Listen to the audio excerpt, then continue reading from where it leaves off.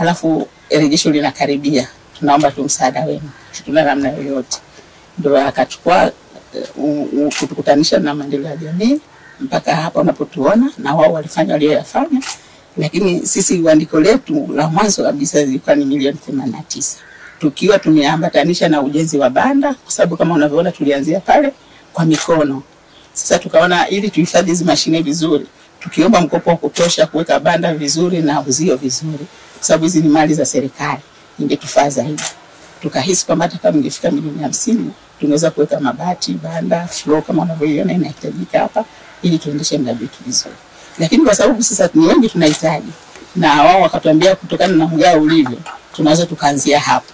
Kwa hiyo na wao walitusaidia kuingia kufanya hesabu ya naita nini ile kukokotoa. Wakasema kama tukipata hizo milioni 6 tukaweka umeme na vinginevyo tunaweza tukaanza. Pia nayo tukashukuru, lakini bado ikawa ni kikwazo kwetu. Pakana nisaidie. Kuna namna nyingi ndani ya halmashauri chini ya kamati za madiwani, baraza la madiwani, kuidhinisha ufumbuzi wa mtu kama huyu. Sina hata kama madiwani watafurahia kusikia kwamba milioni 6 zinakuhamisha ajira ambazo zingepatikana, si ndio, na ustawi ambao ungepatikana hapa.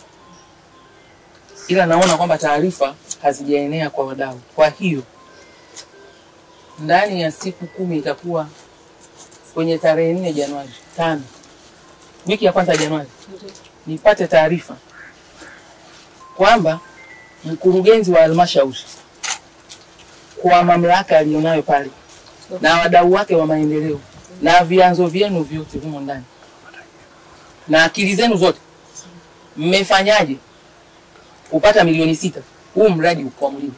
Kwa sababu una hela zenu zingine hapa. Kama mtafanya fundraising, tuendeni tukafanya fundraising. Kama tutaangalia kwenye miradi yetu mingine ya maendeleo kwa taratibu halali za serikali, hii sifa isiwe ya serikali yetu kwamba tulitoa hela tukaziweka pale hapo akakwama akaishia hapo, wakaenda wakachimbua mashine na zenyewe wakaziuza wakazifanya chuma chakavu. Ndio hadithi inayofuata. Pia nipate taarifa mliomwandikia mheshimiwa waziri wa TAMISEMI, mimi nitaenda kumwambia ilienda ikawa hivi, mradi unaendelea, program inaendelea vizuri, kuna hapa na pale, lakini changamoto mojawapo sio ya huyu tu, sasa ujumlisha na wengine ambao wanahitaji kwenye mazingira kama hayo. Response yake, mwongozo wake kuhusu kanuni hili liko ndani ya uwezo wake. Manake sitafanya kazi nitoke hapa niende kwa mwingine, huenda kuna wengine wengi kama hao. Na nakala ya hiyo taarifa mliomwandikia na mapendekezo yenu na hatua mnazozichukua nipate. Lingine, kwa wilaya zote, wakuu wa mikoa yote na wakuu wa wilaya zote, nimejifunza kutoka wilaya ya Ubungo kwa mheshimiwa Albert Msanga. Amenipa taarifa nzuri sana ambayo imenipa fundisho kuhusu kinachoendelea kwenye eneo hili la miradi ya uwezeshaji wanawake kiuchumi na wanawake kwa ujumla.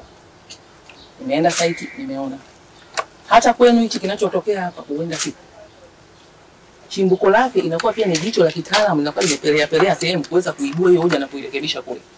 Hayo huwa yanatokea. Lakini yanapokuwa yametokea, mkakati gani unasimama hapo kuhakikisha sasa kwamba pale tulipomfikisha yule anaendelea? Maana kwa kuendelea kwake ajira zinapatikana, ustawi wake unapatikana, ustawi wa familia unapatikana, marejesho yanapatikana. Tusipokuwa na mawasiliano ya wadau wote kwamba waziri mwenye dhamana na ile sheria anapata taarifa, waziri mwenye dhamana ya wanawake anapata taarifa, mkurugenzi naye anasimama na vyombo vyake vya halmashauri, kamati za waheshimiwa madiwani, baraza la madiwani, wadau wake wa maendeleo, tutajikuta tuna vitu kama hivi vinavyohitaji milioni 6, milioni 7 vingi vimekwama, lakini tayari tumeshatanguliza mamilioni mengi zaidi. Hapo tutakuwa tujafanya vema zaidi. Hivyo naomba muibue hayo maswala. Nitaagiza mimi baada ya mwaka mpya nikae na maafisa maendeleo wangu kila wilaya kuniambia kulikuwa na mkwamo gani kwenye mradi gani ambao tayari ulisha qualify, unahitaji fedha na nini kimefanyika, ili tuwakuamue hawa wanawake. Na ziara zangu sasa zitakuwa ni za kwenda kuangalia changamoto zaidi kama hizi. Mafanikio ni rahisi kuyaonyesha na wanayaonyesha na wanasema serikali imefanya vizuri kama jana tulivyoona. Lakini je, hawa wana changamoto? Nitapenda taarifa zaidi za wale wenye changamoto, tuchanganye akili, tuwatoe ili tuongeze wigo mpana wa wanufaika wa programu hizi za uwezeshaji wanawake kiuchumi. Na ndicho Mheshimiwa Rais Dr. Samia Suluhu Hassan anachotaka katika programu tunazoanzisha. Tuzimulike wale wanaochechemea zaidi, tuwanyanyue, tuongezee huku kwenye hesabu ya mafanikio. Kwa hiyo natarajia mama, pale mwaka mpya, linda mitambo hii, itakapofika tarehe 15 tutakuwa tunaongea hadithi